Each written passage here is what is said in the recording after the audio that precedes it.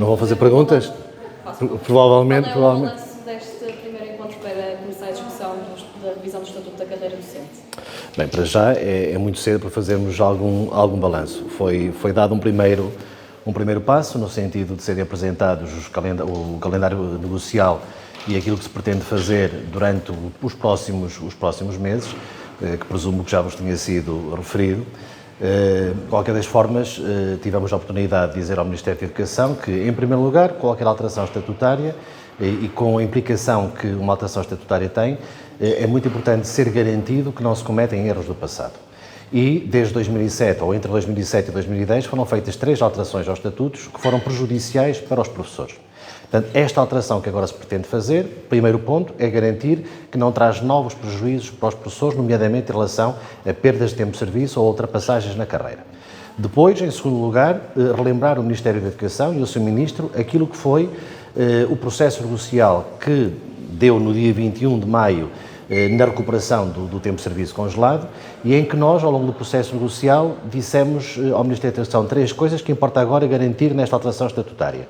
Primeira, reequiparação do topo da carreira docente aos quadros técnicos superiores da administração pública. Segundo, mecanismos de compensação para os professores que não tiveram a oportunidade de recuperar o tempo de serviço que tiveram congelado.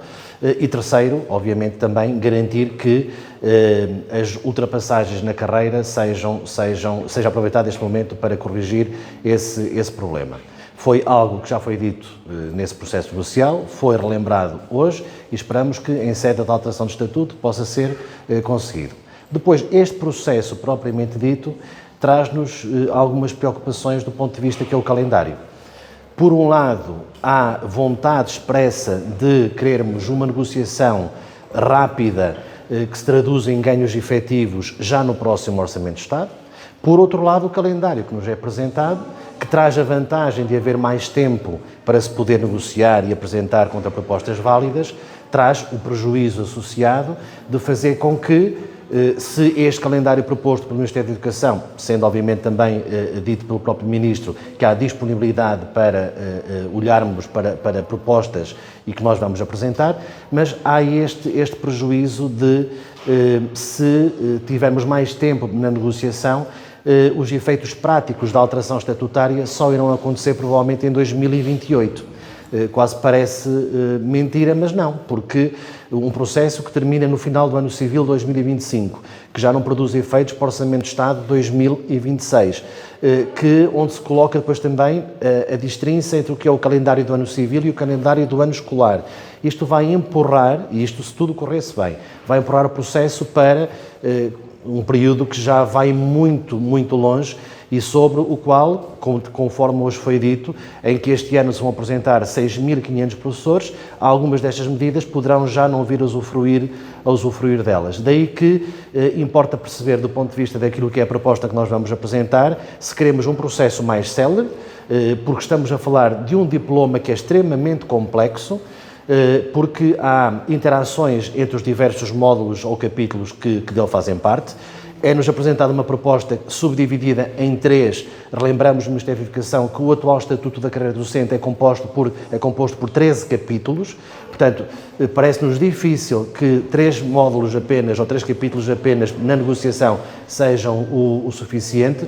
E depois, uma última questão, que foi também referida, tem a ver com o propósito ou a vontade do Ministério da Educação de fazer com que este Estatuto da Carreira Docente deixe de ser um decreto-lei e passe a ser uma lei.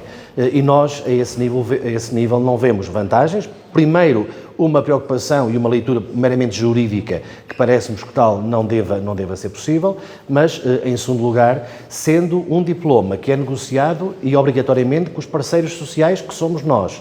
Podíamos cair quase no absurdo de chegar a um acordo de alteração do Estatuto da Carreira Docente, que depois seria submetido à Assembleia da República e a Assembleia da República ou desvirtuava ou alterava de tal forma que já não era aquilo ao que nós tínhamos chegado a acordo. Portanto, parece-nos que a este nível o Ministério da Educação tem que refletir e fazer com que o próximo Estatuto da Carreira Docente possa continuar a ser e deva continuar a ser um decreto-lei e não uma lei, porque é a nós que nos cabe a responsabilidade de encontrar a solução para aquilo que é o melhor Estatuto da Carreira Docente possível.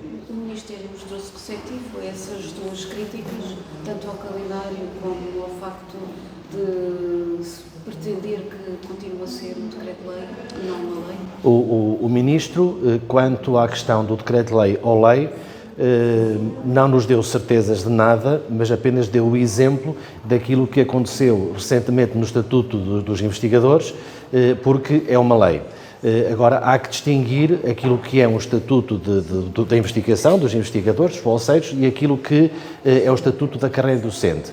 Porque já era uma proposta, e há uma história longa, mas é uma proposta que já vinha do anterior governo, que passou para este, e, portanto, há aqui uma tentativa de fazer com que o resultado da negociação se possa traduzir num documento aceito por todos, aquilo que não foi entendido, mas o Ministro disse que iria analisar e refletir até do ponto de vista jurídico, é que não faria sentido estarmos, organizações sindicais representativas dos professores, a chegar a um eventual acordo que depois seria completamente respeitado. Portanto, a esse nível parece-me que o Ministério da Educação terá que analisar juridicamente e analisar bem, por forma a garantir que isso seja possível. Isto não o inibe, bem pelo contrário, e nós defendemos isso, que possa ouvir outros, que não apenas e só as organizações sindicais, no sentido de construir uma boa proposta, mas a negociação acontece com os parceiros sociais e não com outras entidades externas.